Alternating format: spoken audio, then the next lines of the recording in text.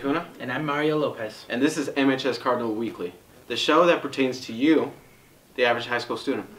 This show is meant to bring you relevant information and news. It is also the culmination of student research in an effort to bring you something different and hopefully entertaining. We all know Mr. K does a bang-up job with the afternoon announcements. I mean, who doesn't like hearing "pardon this interruption" 10 times a day?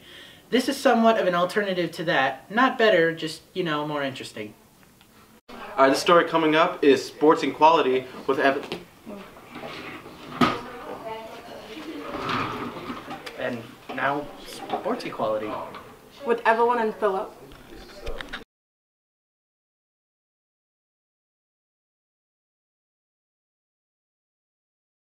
He's a varsity basketball player. So I'm going to ask you a few questions. Do you think that men and women's sports should be paid equally? Yeah, I think I should get paid equal because they're both playing the same sports. They both put in the dedication and hard work. So they both should get paid equal amount to feed their family. That's what I'm thinking. I'll ask you just one more question.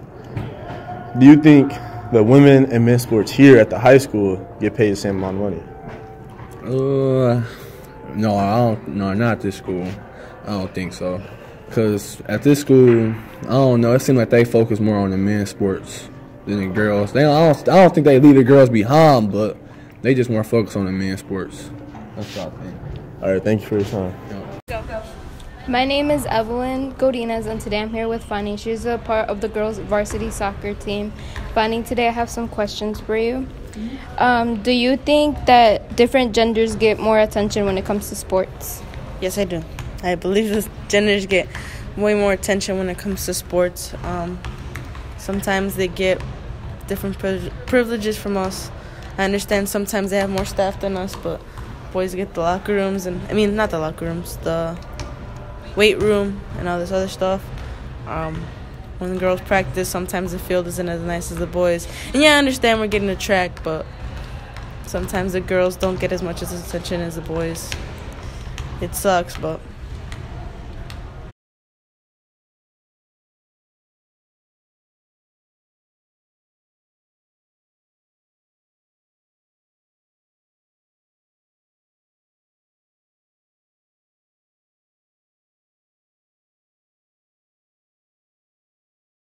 And now for a more serious topic, conversion camps, with John S. Williams and Caleb Trinidad. My name is Caleb, and today we'll be discussing gay conversion camps.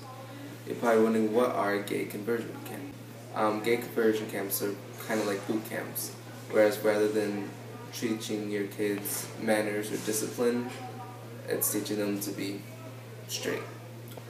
Gay conversion camps often use pseudo-scientific methods and therapies to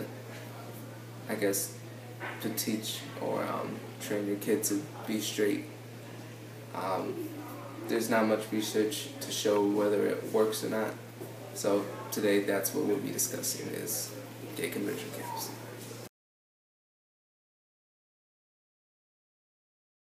Do you know what gay conversion camps are?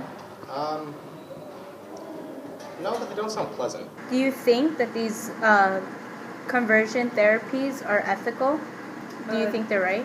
I don't think they're right or ethical, because you can't really change how people are. You can't change how people feel. That's just, people are going to be people. You can't change that. What is your opinion on this idea? You ain't hurt nobody.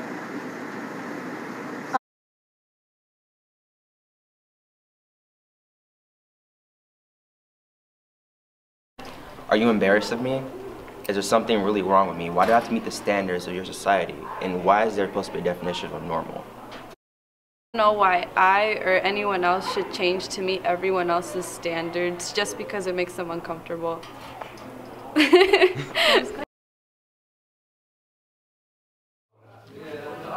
This next story here is phone addiction with Catherine Flores and Manuel Hernandez. What is your opinion on other schools not allowing students to have phones out in class? I would love that. I don't know if that's a possibility here. I also like phones, though. I think that they can be useful in the classroom. But once again, I feel like the majority of students just don't know how or are not to the place where they can like use their phones in a proper way. Like it's gonna turn it to something on social media. And like I said, I don't want to be competing for attention in my class. So I 100% support that. I think you shouldn't be allowed to bring your phone into class. Okay, thank you for your time. As a teacher, do you think it's distracting for students to have their phone out in class? So I have a pretty strict cell phone policy. In my class, as of right now, there's no cell phones allowed at all once the bell rings. They're not allowed to be visible. There are definitely times where I think that phones are distracting. If a lesson is being taught, if there's supposed to be interaction between students, then students getting text messages and getting other messages are distracting. Then there are times where it's beneficial to have your cell phone, like if students are doing their homework and they want to concentrate. A lot of students concentrate a lot better with background music. So I could respect both aspects, but I think that it's a distraction if you're trying to learn a lesson and you have other things popping up in front of your face and you're not really paying attention. All right, I'm here with Jose, and today I'm going to be asking you questions about phone addiction. Sure. I want to know how often do you use your phone?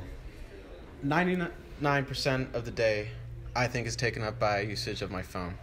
So I'd say every hour that I'm awake. Okay. Do you think that having your phone in school is a distraction? It can be. For some people who have no self-control. For me, definitely.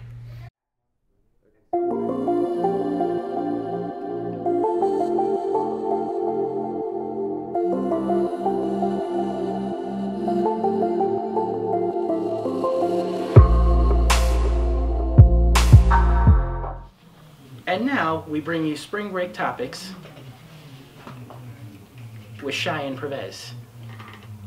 So what you been doing this spring break? Yeah, I'm talking to you. I don't know. Alright, well I hope you got something figured out, because if you don't, I guess Cheyenne will help you out with that. Joseph, I'm here with Mr. Kessel, and we're going to talk about spring break.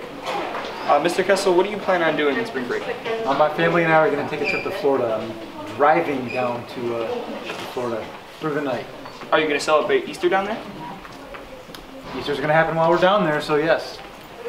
And those are your main plans for spring break, correct? That's the whole plan. Okay.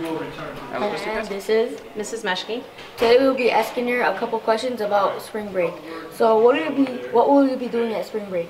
Spring break, we're not going anywhere this year. We're just going to stay home and relax. Do you plan to throw parties or any extracurricular? Well, we have family over for Easter. Do you like to celebrate Easter? Is it like a traditional thing? Yes, yes it is. We celebrate every year. There we have it. I'm Joe. I'm here with my boy D. Curry, and we're going to talk about spring break. Do you celebrate Easter? Yeah. Do you plan to travel this spring break? Yeah, I'm gonna go to PCB. I know. You already know the deal. I already know. What traditions do your family do over spring break?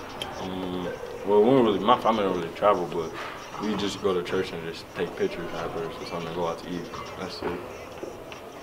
Any extracurricular activities? What you gonna do? I mean, I go to PCB, turn up, I'm gonna come back down, and I go to the Saginaw, just turn up, that's it.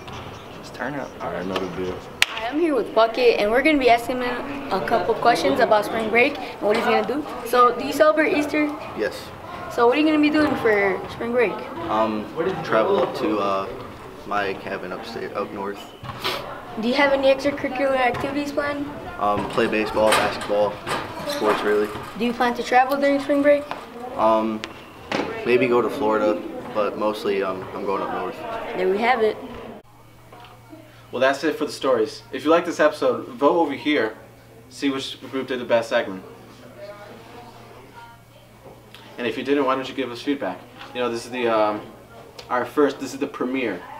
This is your show. This is for us to give to you. This is stories that pertain to you. You can go vote for which will you like the best, or you can, if you don't like it, you can just don't. It doesn't matter. Hey. What? Is vote. Vote. And now